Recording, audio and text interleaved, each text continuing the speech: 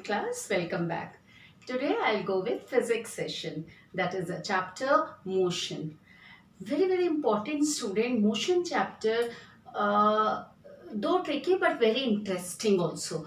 आप लोग को लगता है कि ये बहुत ही एक अजीब सा चैप्टर है जिसमें खूब सारे न्यूमेरिकल्स हैं, ये है, बट 9th क्लास अगर आपको लॉजिक समझ आ गया एंड फॉर्मूला समझ आ गया then it is very easy to go with numericals and all. 8th class से आए हैं तो फर्स्ट टाइम आप फिजिक्स का प्रॉपर एरिया पढ़ने जा रहे हैं, ठीक है. प्रॉपरली आप फिजिक्स को लेंगे. फिजिक्स का एक्चुअली मतलब क्या है, व्हाट इज फिजिक्स. आपने 8th में पढ़ा था chemical change, that means some new substances form. Physics में आपने पढ़ा no new substances form. That means physics means actually the meaning of physics is nature. Whatever the things around us in nature is known as physics. Aristotle was the first scientist. Before this, we will start with the chapter motion. Motion. आपको लगता है motion का मतलब है moving object. Anything which is moving is known as motion. But अब हम specifically हर चीज को डिटेल में पढ़ेंगे कि what actually the motion is. So motion में सबसे पहले वर्कआउट करा एरिस्टोटल ने, देन गैलीलियो आए, इन्होंने अपने कई थ्योरीज दिए, देन कई साइंटिस्ट आए जैसे न्यूटन से लेटे हुए थे under tree. So what happens, एक एप्पल आके गिरा एंड उन्होंने ग्रेविटेशन मोशन की बात की, ठीक है. सो मेनी साइंटिस्ट अलग अलग टाइप्स ऑफ मोशन के बारे में सबने बात की. Now actually what motion is, सबसे पहले मैं आपको स्टार्ट करने से पहले टाइप्स ऑफ मोशन बता दूं, ठीक है. Straight line motion. अब रेडी, यस. अगर कोई बॉडी सीधी चलती चली जा रही है, सपोज कार आपकी हाईवे में जा रही है स्ट्रेट लाइन, तो अब आप क्या बोलेंगे इसको, रेक्टिलिनियर और स्ट्रेट लाइन मोशन. अगर कोई ऑब्जेक्ट कर्व लेके नीचे की साइड आ रहा है मोशन कर रहा है, दैट मीन्स कर्विलिनियर मोशन. अगर सपोज टू एंड फ्रो इस टाइप की मूवमेंट हो रही है, आपने पेंडुलम वॉच देखा, क्लॉक देखा होगा जिसमें इस टाइप का हो रहा है धीरे धीरे, that means it is oscillatory motion, right. And जब आप कोई भी मोशन सर्कुलर पाथ में देखते हैं जैसे planets revolves around the sun, clear. So इसको बोला जाता है as circular motion, right. So अब हम स्टार्ट करने जा रहे हैं. वो आपके सिलेबस में स्ट्रेट लाइन मोशन है और circular motion is there, clear. तो हम पहले स्ट्रेट लाइन मोशन पढ़ लेंगे, देन उसके बाद सर्कुलर मोशन पढ़ेंगे, ओके. चलो हम स्टार्ट करते हैं स्ट्रेट लाइन मोशन. अब तक any moving of object is known as motion आपने पढ़ा, but what actually the motion is. Motion when a body changes its position with respect to with reference to time, with respect to reference point, very important, is said to be in the state of motion. This is called reference point. Now motion एक relative quantity है. हम अगर सोचे कि अकेले motion को derive करेंगे, ये पॉसिबल नहीं होगा, क्योंकि जब भी मोशन हो रहा है कुछ हम रिलेट करेंगे किसी से. सपोज अगर मैंने कहा a car is moving, car is moving from point A to point B.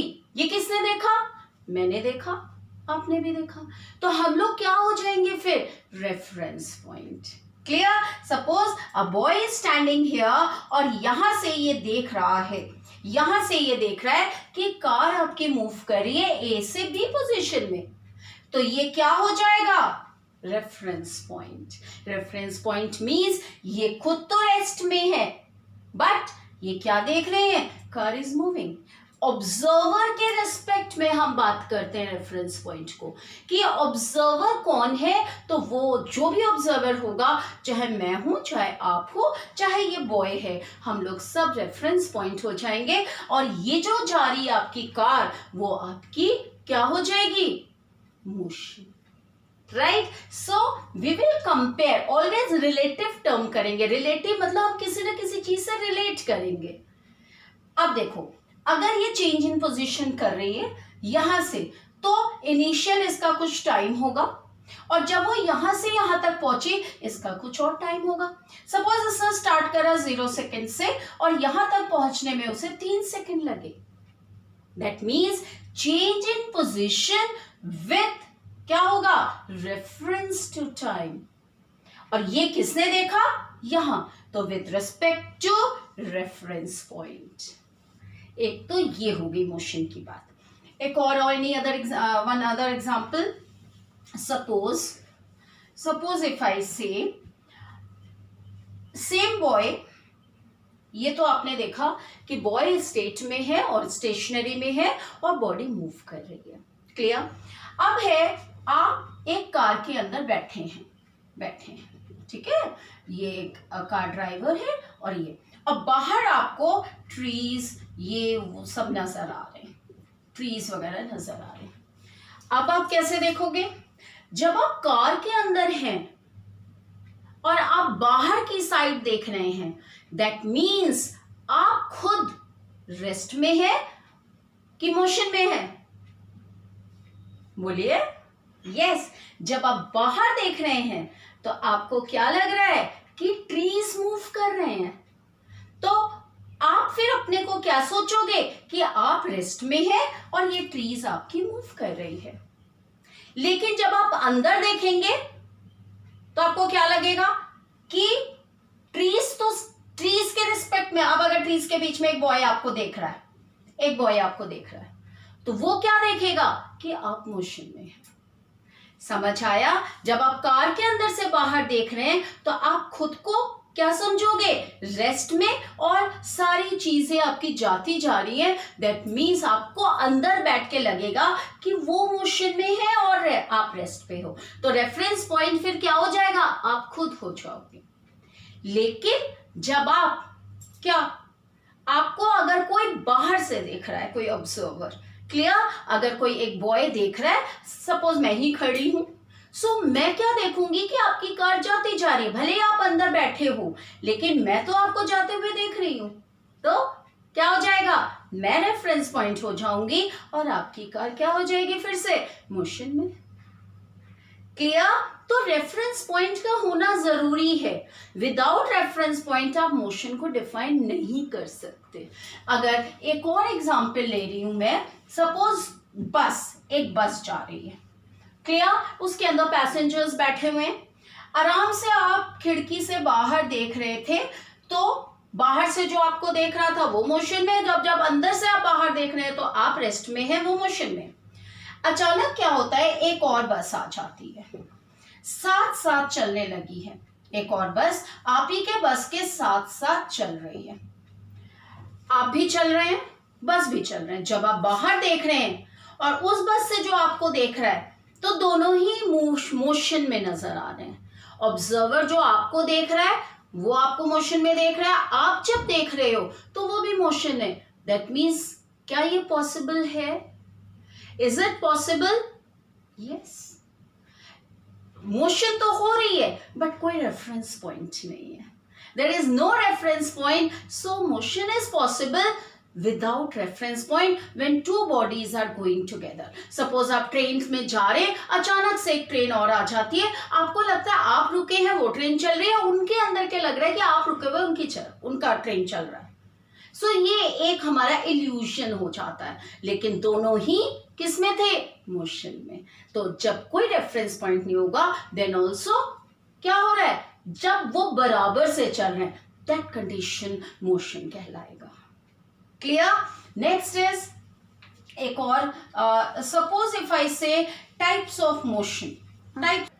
अब हम डेफिनेशन देखें, when a body changes its position जरूर चेंज होगी क्योंकि मोशन है, विद रेफरेंस टू टाइम, कुछ टाइम भी लग रहा है, with respect to reference point, with respect to reference point, with respect to reference point, is said to be in the state of motion. Otherwise motion को हमेशा एक stationery object से compare करते हैं, एक रेस्ट पे होगा तो दूसरा मोशन में होगा, राइट। एंड अगर मैं कह रही हूं स्ट्रेट लाइन मोशन, एक तो आप स्ट्रेट चल रहे हैं तब भी आप स्ट्रेट लाइन मोशन में हैं। अगर आप मैं कहूं कि ऊपर गए, स्ट्रेट लाइन मोशन, नीचे की साइड आए तब भी स्ट्रेट लाइन मोशन।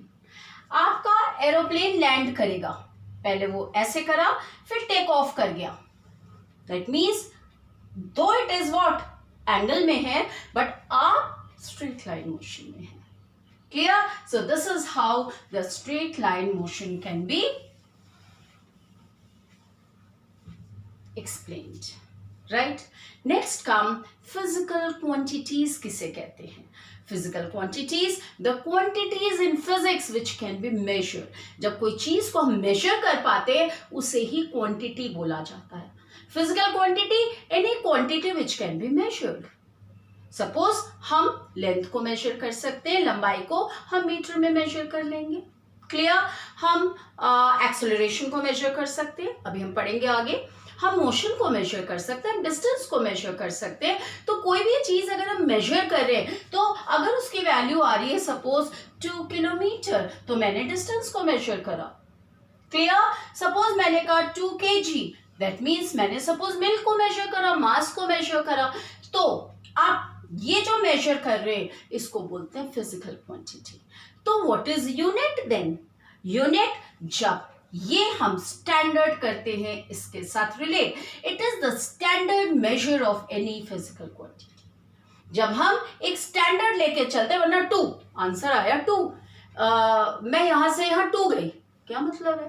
नहीं है ना कोई मतलब। 2 किलोमीटर गई, 2 मीटर गई, 2 सेंटीमीटर, 2 मिलीमीटर, चाहे जितने मर्जी हो, ये हम एक मेजरेबल स्टैंडर्ड को काउंट करते हैं उस वैल्यू के साथ। तो हम क्या बोलते हैं? Standard measure of any physical quantity is known as unit. Clear? तो ज्यादातर हम एमकेएस यूनिट को लेकर चलते हैं, that means metre, KG and second. Metre को, लेंथ को मीटर से, एंड मास को हम केजी में, एंड पी को सेकेंड में करते हैं। So these are all basic terms जो कि आपको एकदम क्लियर होना चाहिए। अगर आप कोई भी आंसर निकाल रहे हैं और आप उसमें यूनिट नहीं लिख रहे हैं, वैल्यू लिख के छोड़ दे रहे हैं, 0. Yes, student, 9th class, this is from 8th to 9th you are studying advanced. Now next topic I am going to start with, what are the types of physical quantity? Physical quantity के क्या types है वो हम जाकर के अब आपको मैं बताऊंगी। Yes. Now there are 2 types of physical quantity, that is scalar quantity and vector quantity. Okay, scalar quantity which can be measured has only magnitude but no direction. मैं यहां से यहां 2 किलोमीटर गई, ओके फाइन। इसी statement को मैं दोबारा बोलूंगी, मैं यहां से वहां गई टुवर्ड्स ईस्ट। क्या फर्क आया स्टूडेंट? सेकंड वाले स्टेटमेंट पे मैंने डायरेक्शन को बोला, फर्स्ट वाले स्टेटमेंट में मैंने कोई डायरेक्शन नहीं बोला, बट मैंने मेजर दोनों का करा। 2 kilometre, 2 kilometre, that means magnitude तो है। So what is scalar quantity? A quantity which has only magnitude but no direction, can be measured. Magnitude means quantity which can be measured but it has no direction. Like distance can be measured but there is no particular direction, right? Vector quantity, both magnitude as well as direction. Direction भी है और magnitude भी है। Clear? तो इसे हम क्या बोलेंगे then? Vector quantity. सो हम कोई भी क्वांटिटी जो मेजरेबल क्वांटिटीज पढ़ेंगे, ऑटोमेटिकली आपको समझ आने लगेगा कि कौन सा स्केलर है, कौन सा वेक्टर है। So these are 2 quantities which we are measuring. Now अब हम नेक्स्ट डिस्टेंस और डिस्प्लेसमेंट के बारे में पढ़ेंगे। डिस्टेंस क्या होता है student and what is displacement? Suppose एक आपका स्कूल सपोज यहाँ पे है, ठीक है, कई सारे पाथवेज हैं, आप अपने घर से चले, आप डायरेक्ट पहुंच गए, ओके। आप सपोज ए बॉय, आपका ए दे दिया मैंने नाम। नेक्स्ट इज वन गर्ल, उसका भी स्कूल वही सेम है, बट व्हाट शी डिड, उसके फादर को शायद मार्केट या कहीं जाना था सुबह सुबह, तो उन्होंने कहा थोड़ा सा घुमा लेते हैं। तो वो पहले ऐसे गए, फिर ऐसे गए, फिर ऐसे गए, ओके, सो ये देखो, ये पहुंचे, पहले ये 2 किलोमीटर गए, फिर ये 3 किलोमीटर और गए, फिर उन्होंने कहा चल अब तेरे को स्कूल में छोड़ देता हूं, आपको स्कूल में छोड़ देते हैं। तो सपोज फिर से 2 किलोमीटर गए और वो स्कूल पहुंच गए, और ये जो थे ये 5 किलोमीटर में ही स्कूल पहुंच गए। क्या फर्क आया, क्या फर्क आया बताओ जल्दी। ये जो बॉय है इसने बहुत लंबा पाथ लिया, ये यहां गया, यहां गया, यहां गया, तो टोटल कितना हो गया डिस्टेंस। सपोज अगर मैंने कहा डिस्टेंस को हम एस से मेजर करते हैं, एस से रिप्रेजेंट करेंगे सिंबल, ओके। अगर हम कहें डिस्टेंस कितना गया तो 2 + 3 5 + 2 7 किलोमीटर। तो टोटल डिस्टेंस जो बी बॉय था उसने 7 किलोमीटर कवर करा, और जो ए बॉय था ये हो गई डिस्टेंस बी की, और जो ए बॉय था उसकी डिस्टेंस थी 5 किलोमीटर। किसके कम है, ए की। क्यों, क्योंकि वो शॉर्टर पाथ पे चला गया, शॉर्टेस्ट उसके घर से जो स्ट्रेट पाथ था उसमें चला गया। इसने क्या करा, घूम करके गया, जबकि इसने भी डिस्टेंस कवर करा, इसने भी डिस्टेंस कवर करा। अब आओ, what is distance and displacement. See, दोनों ने ही पाथ कवर करे, यहां से वहां, वहां से। Distance is the actual path covered by a body. Body ने एक्चुअली कौन सा पाथ को कवर करके पहुंचा। आपको लग रहा है कि ये भी एक्चुअली पाथ है, नहीं, हम दोनों में कंपेयर कर रहे हैं। ये शॉर्टेस्ट पाथ इसने कवर करी, ठीक है, that means shortest path covered by a body. अब एक ने शॉर्टेस्ट करा, एक ने एक्चुअल और थोड़ा लंबा पाथ कवर करा। सो what is distance, it is the actual path covered by a body. Displacement, it is the shortest path covered by a body towards particular direction. So which is scalar? This is scalar quantity. No direction is there. Displacement, vector quantity. Path भी cover करा and direction भी था. So difference between distance and displacement. और ये positive होता चला गया, ये भी पॉजिटिव गया, लेकिन अगर ये यहां से बैक आ जाते हैं सपोज, तो इसका क्या हो जाएगा, 0 हो जाएगा। क्या, डिस्प्लेसमेंट। व्हेन डिस्प्लेसमेंट में reaches and comes back to the same point, then the displacement is 0। Clear, distance में ऐसा नहीं होता। Distance is always positive direction. Distance में पॉजिटिव भी जा सकता है, नेगेटिव बैक भी आ सकता है, एंड 0 भी हो सकता है। Clear? So what is distance? It is the actual path covered by a body. What is the difference between distance and displacement? Distance is the actual path covered by the body. Suppose ये difference हम लिख लें, difference, distance and displacement. Displacement. Clear? Distance is actual path covered by a body, actual path. Displacement is, yes student, shortest path covered by a body. Clear? Distance is scalar quantity, no magnitude but no direction, vector quantity. Both magnitude as well as direction. So shortest path towards particular direction is known as displacement. Right? Distance can only positive can be positive, negative or 0. When it comes back to its original position, then the displacement is 0. Suppose in a clock, what happens? The needle पूरा घूम करके दोबारा 12 में आ जाता है, 12 से चल के फिर 12 में आ रहा है, तो डिस्प्लेसमेंट क्या है, 0। राइट, नेक्स्ट वैल्यू, जो वैल्यू आती है हमेशा डिस्टेंस की, ज्यादा होती है डिस्प्लेसमेंट है, मोर होगी या इक्वल टू डिस्प्लेसमेंट होगी, इससे कम नहीं होगा, या तो इक्वल हो जाएगा या मोर हो जाएगा। This is always shortest path ले रहे हो तो लेस, और इक्वल टू, ये वैल्यू की बात कर रही हूं मैं कि वैल्यू जब इसका आंसर निकल के आता है, वैल्यू मीन्स आंसर, तो वो आंसर डिस्टेंस का हमेशा वैल्यू जो आती है वो हमेशा मोर देन और इक्वल टू डिस्प्लेसमेंट होते। सपोज किसी न्यूमेरिकल में आपको पूछा गया कि व्हाट इज डिस्टेंस और डिस्प्लेसमेंट दोनों ही पूछ रहे हैं, तो डिस्टेंस का आंसर हमेशा देखना ज्यादा आएगा। क्लियर? यहां तक सब समझ आ गया, राइट? नेक्स्ट लेक्चर जो आपका फिजिक्स का कंटिन्यू करूंगी उसमें speed, velocity, acceleration and retardation, और फिर हम न्यूमेरिकल्स करेंगे। न्यूमेरिकल्स जो कि आपके एप्लीकेशन, एक बॉडी यहाँ से यहाँ गई तो क्या हुआ, इस तरीके से हम एप्लीकेशन बेस्ड न्यूमेरिकल करेंगे। न्यूमेरिकल का मतलब ही कहाँ पे हम उसको यूज कर रहे हैं, कैसे हम उसको कर रहे हैं, वो चीज कितना कर रही है, वैल्यू ले लेके जब हम चलेंगे, वैल्यूज की बात करेंगे, उसके बीच में इतना किलोमीटर चला, इतना किलोमीटर चला, तो फिर हम क्या बोलेंगे, न्यूमेरिकल्स। डरने वाली कोई बात नहीं है, 9th class. Okay then next class I will continue with physics only. Okay, I hope आप सबको अच्छा लग रहा होगा।